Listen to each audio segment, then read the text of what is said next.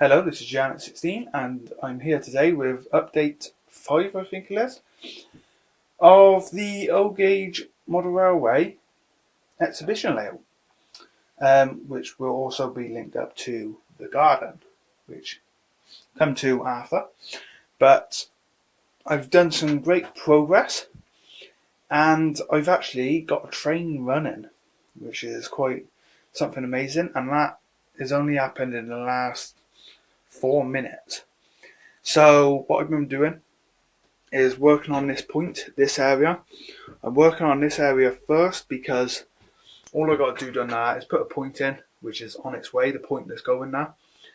And I just got to put that in, wire it up, and away we go. So what I've done with this one, because I want to work down this area first, it means I can do a bit of shunting around in that before the layout gets linked up to the outside. So I can do a bit of running on the actual layout. So what I've done is wired the point up. Now I run on DCC, not DC. So this means no fancy equipment, which is fine with me. That's exactly how I like it. DCC doesn't scare me, it just doesn't interest me.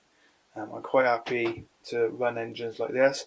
No DCC sound neither coming to this railway. That's another thing I'm not a fan of. I don't mind it on certain railways, and I got to say at the exhibitions it does look pretty good, but it's not something that just I want to add to my model railways. Anyway, so what I've done is temporarily wired 2 wires, which is to the Hornby controller, which will run O Gauge model railways. If you're new coming to this, great little tip that, because that does work. And the controllers, they come out cheap, and I will actually be keeping this controller for this part of the layout, but I will be buying a Gauge Master controller to go outside and power the rest of that for the signal box idea that I got. But this will be always controlled in the air, so that's good. And it gives someone to look at the exhibitions as well, because not only you got the trains running the coaches, you can do a bit of shunting around because of the loop that's going here. There'll be a loop track linked up to a Y point up here. Well, actually a right hand point. I'm not going to go with a Y point now. I got a left hand point come in. A right hand point's going down here. And then there'll be a bit of track on the end, which is this bit of track under the soldering iron. Which will be turned off now because I don't need that. So this bit of track will go at the end down here. And then the point will go there. And there'll be a loop just enough for about 2 wagons. But I focused my weekend after Formula 1 and all the drama at Monaco. I focused on getting this area done across the board. Now I still got to put the track here and cut that, which is going to be easy. And then the track going station. So there's 2 more tracks to do.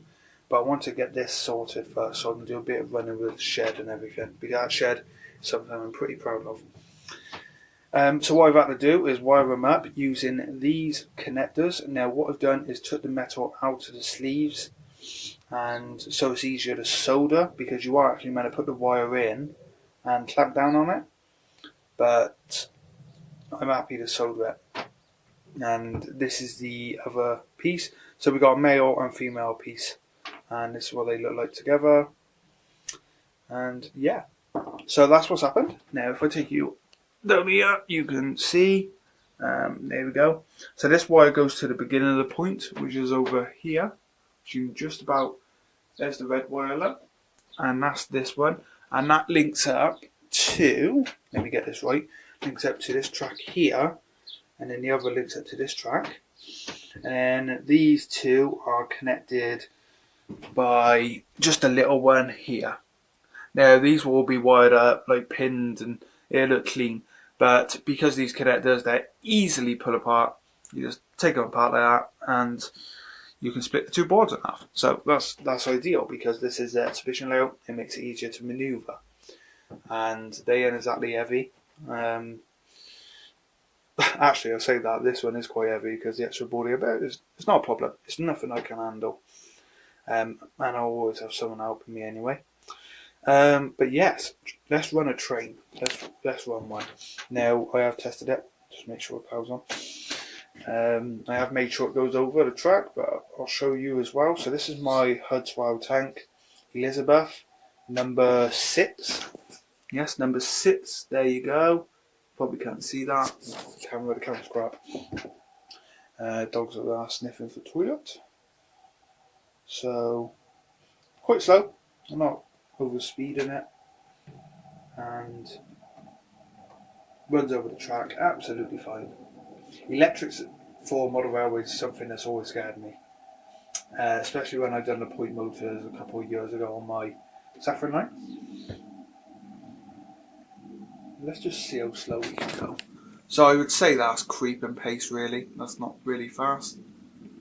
That's the slowest I've ran one, so hopefully everything's okay. Yes, very good. The track does need a clean because all these pieces of track have been stored away, so they are dirty, and that is incredible because the track does need a good clean. We'll just try the other track. What I'm going to do is put the camera down for a second. I really do like this Hudswell tank. The reason I named it Elizabeth is after my bearded dragon I had, Ellie, which sadly passed away 2 years ago now. She was a great pet. I do want another, but I got Bella now. So here we go. Over this piece of track. Now this is uphill, this bit here. And he's working fine with that. There's actually a tow brake van in the shed. One of my ones I'm working on. But yeah, that works really well. The reason I've done this on a gradient was because I don't like flat railways. I like going to railways where they got a few different gradients. That's why I like the collieries so much, the old National Coal collieries, because of all the different slopes. And that's one of the ideas I've had for this, because this layout is meant to be a preserved railway, but originally a colliery. Ah, what's happened here then? Something stuck there. I don't know what that was. I think it was something to do with the frog. I had that problem before actually with this engine. I think it's the brake on the back, the actual brake sleeves. But yeah, that works great. I'm really, really pleased with that because, like I said, electric scared me. All I've ever done is got my railways thrown outside down, the dog's getting wet. I've always had my railways, plugged the controller into it, run trains. I only bothered to put motors for the Suffering line. But because I'm going to hand on these electrics now, I will be adding point motors to this railway. And this one is all drilled out underneath this point, ready for point motor. But this point, I have got a quick tip video to show you as well about this point. Because the holes were in there, I'll tell you in the quick tip video. But basically, I can remove this point really easy. Let's get one of the dogs in here. Bella, come on out. Bella, come on, in here, come on. Come on. She's getting soaking wet, bless her. So my next step is to get cork down. I'll be getting that next Tuesday. The 2 points will be here before then, so I might pop in before then. Actually, I might go on Friday, because the point is due to be here, I think Saturday. I bought it off eBay, I'm not too sure. The man did say he'd try and post it Thursday. So yeah. Also, down this end, I will just show you, if I just remove this. The signal box will be going right here where this drill is. If I show you actually, this represents the signal box at the moment, and the track's gonna go around and up onto a bit of a level there for the platforms. So I'm just gonna move the shed. Bear with me again. Oops, now you killed the tow brake on. Let's just move the toad. Toad's not finished yet. This will be. The dogs are barking. 1 second. Sorry about that. Dogs are barking. I think it's the post. I'm not too sure. I was just saying. I put this track in. This is glued down. I've added a sleeper just for the joint because the track wasn't really long enough. But I didn't want to put the joint down here where the track's on a bit of a level. A bit of a radius. Sorry, not radius. What am I talking about? My red's gone blank. It's on a slope. I didn't want to put a joint down there because the track might go a bit crooked. And then I added one of these Pico buffers, and the shed goes right here. The shed's going to have a piece along here for working on the wagons. This will be the towed brake van on Thomas days. This is an old Limmer, old gauge wagon. I paid £15 for it. It was in Great Western. I want to do it in BR Grey to represent one of the vans down the Dean Forest Railway. And so yeah, that is basically it. That's what I've done this morning. I'm really proud of everything. I'm just going to put the shed back. And I'm going to take some pictures as well for Facebook.